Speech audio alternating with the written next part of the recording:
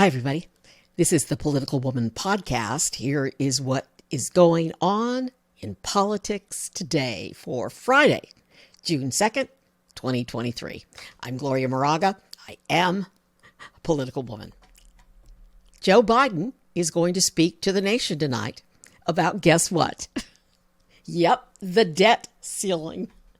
The debt ceiling bill. Wow, aren't you glad that it's over? It's almost over. I am. I certainly am. The 99-page measure suspends the $31.4 trillion borrowing limit until January 2025. It cuts federal spending by $1.5 trillion over a decade, according to the Congressional Budget Office, by effectively freezing some funding that had been projected to increase next year and then limiting spending to 1% growth in 2025. This is from the New York Times. After weeks of a political impasse, and I say months, tense negotiations and mounting economic anxiety, the Senate on Thursday gave final approval to bipartisan legislation suspending the debt limit and imposing new spending caps, sending it to President Biden, and ending the possibility of a calamitous government default. Still quoting from the Times, this brought to a close a political showdown that began brewing as soon as Republicans narrowly won the House in November, promising to use their new majority and the threat of a default to try to extract spending and policy concessions from Mr. Biden. Before the Senate voted yesterday, there were a series of amendments, but none of them passed. But those amendments gave senators a chance to stand up on the Senate floor and pontificate. And some of them took the time to explain why they were voting one way or another. And of course, one of my favorite senators, U.S. Senator John Fetterman from Pennsylvania, Democrat, he was one of the 4 Democrats to vote against the debt ceiling and budget cuts package. And he wouldn't vote yes because of the changes to SNAP benefits. SNAP used to be known as food stamps. He said, I just can't vote for something that takes food away from hungry Americans. He wanted instead for President Biden to use the 14th Amendment. I have written and researched both of these issues, SNAP and food. Hunger in America is disgraceful. We have hungry children in America. It is disgraceful. And it's disgraceful that this is one of the things that they used as a bargaining chip in this compromise. So, I'm not all happy about it, but I've also done some research on the 14th Amendment, which President Biden has hinted he might utilize in the future. So I will be posting those podcasts later as soon as I get a chance, as soon as there's a lull. So there was something that happened during debate and right before the Senate finally voted. I first, before I go on, I talked about those amendments. None of the amendments were adopted, and here's why. If one of those amendments had been adopted, if they had passed, and they all failed, the bill would have had to go back to the House for reconciliation to get back together. And there's no way they would have done all of this in time to meet our deadlines to stop us from going into default. So I wanted to just share this little, and I shared it in a video. Lindsey Graham got up on the floor, and I don't like Lindsey Graham, but in this moment, I loved him. I know that sounds odd, but just stick with me on this. It's something to do with bipartisanship and compromise. And me saying, oh, I don't like Lindsey Graham, but then I loved him. It's the exact same premise, right?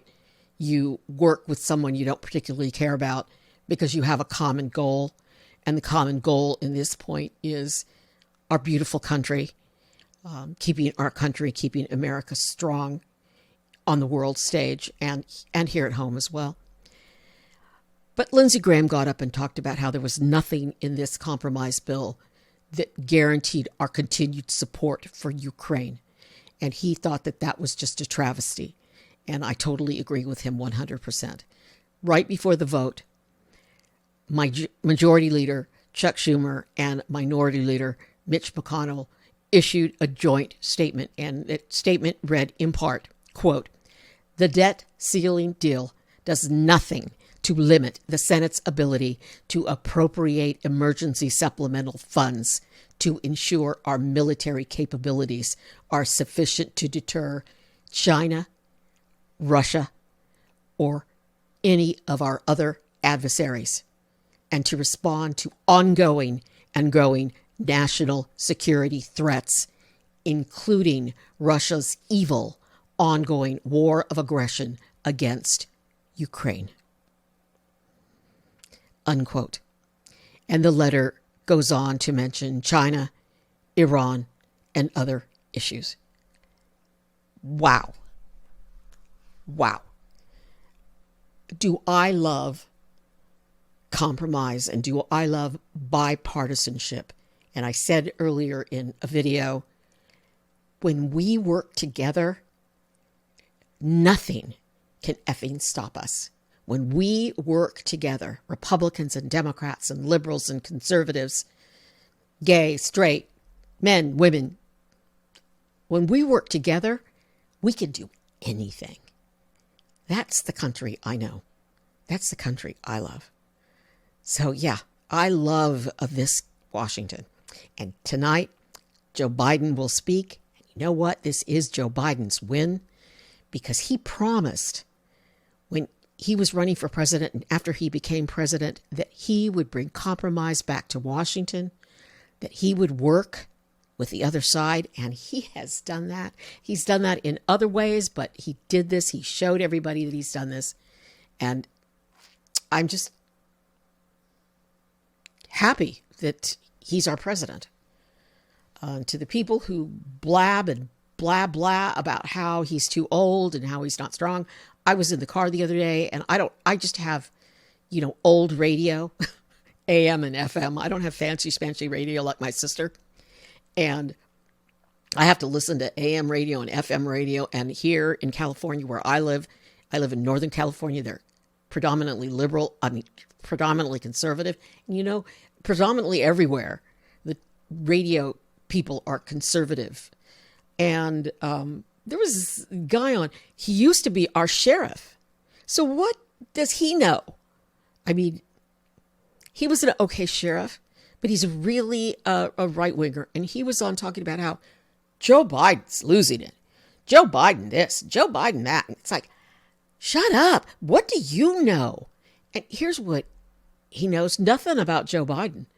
Because Joe Biden just got back from a trip overseas and he kicked butt. And he was up and he was working, and just ask anybody. And, so, yeah, talk to Kevin McCarthy. Joe Biden's sharp. Okay, he's sharp. And he's kind. And he's a great president. This is from NBC in other news. Here's the headline, okay?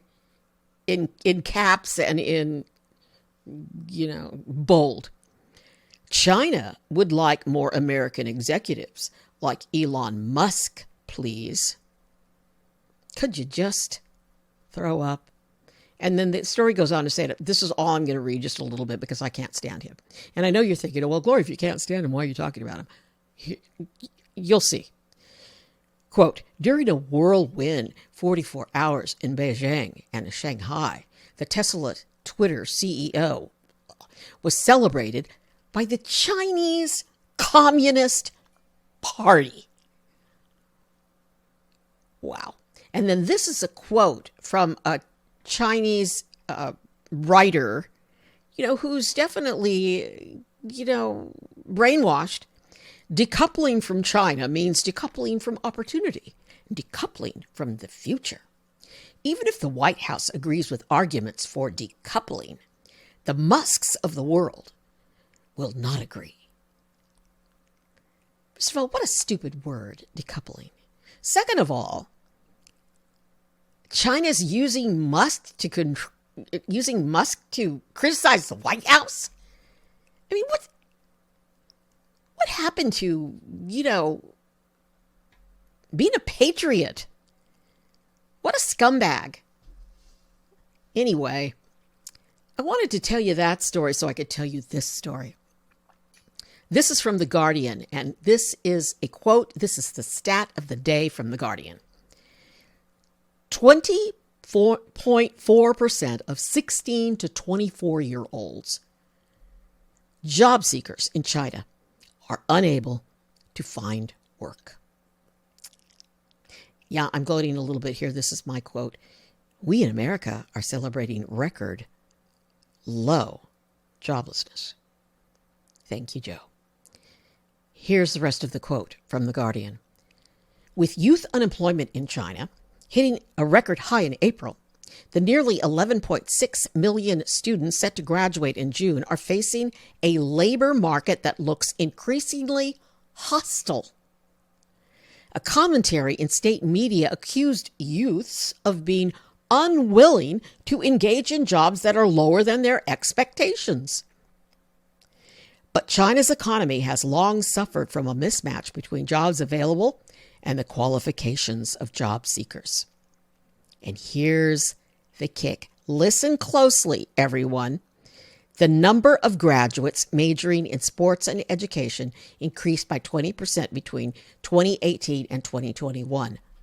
But in 2021, the government banned for-profit tutoring, decimating the industry that had previously been worth $150 billion a year. That's what the communists do. They banned for-profit tutoring. So if you're a tutor, you do it for free for the state.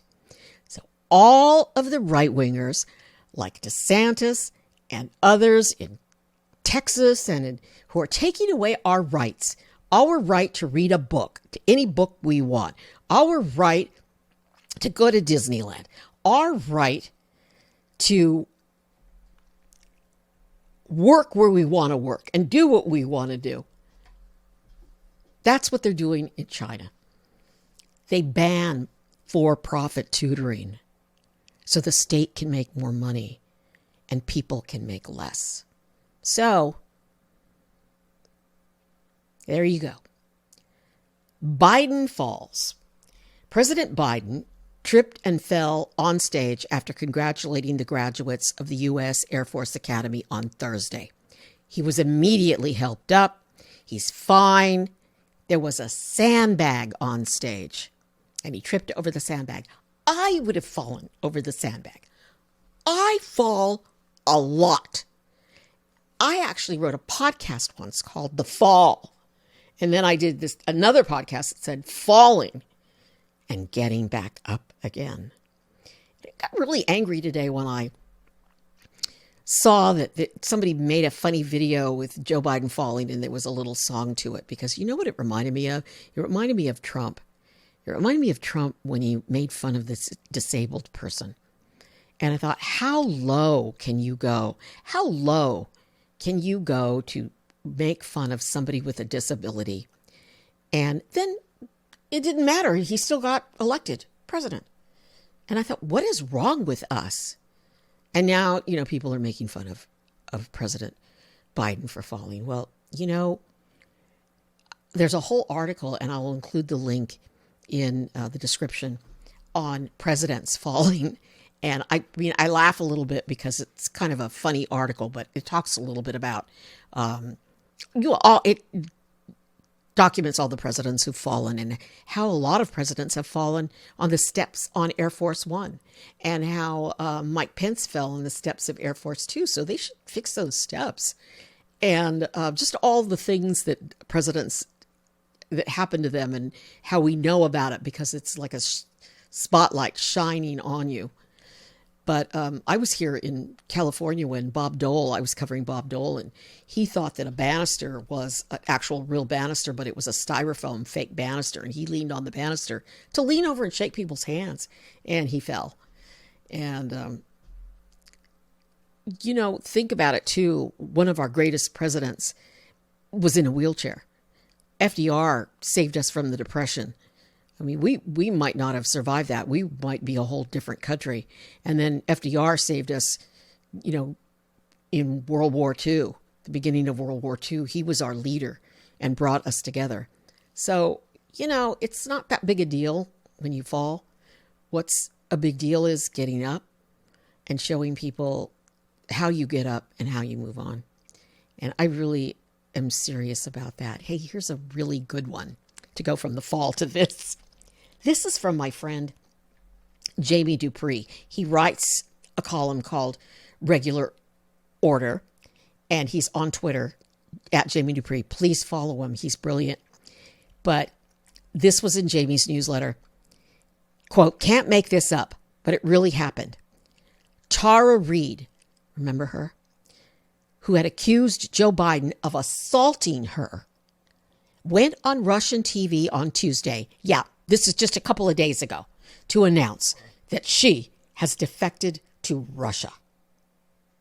And then Jamie says, yep, you read that right. And then he has 2 bullet points. One is Maria.